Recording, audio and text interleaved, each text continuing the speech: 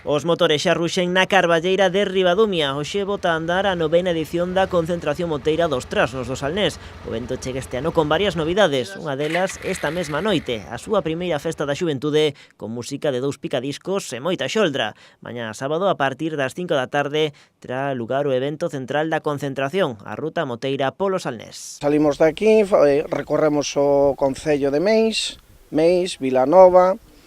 Despois facemos o concello tamén de Sanxenxo e, de volta cun pincheo aquí na nosa sede que está no bar o Santiaguiño. Aí faremos un pincheo, salindo de aí viremos para aquí e faremos o tema de degustación de xamón. Porque o xamón será o que mande a partir das 7 do serán de mañá na Carballeira de Ribadumia. A partir desa hora o espazo acolle varias actividades como xogos populares e, atención, o primeiro torneo de fútbol en burbulla dos Trasnos do Salnés. A 7 da tarde no recinto da concentración teremos por primeira vez aquí fútbol burbuxa, que é unha modalidade de fútbol que se xoga metido dentro dunha pelota hinchable, e despois teremos tamén xogos populares.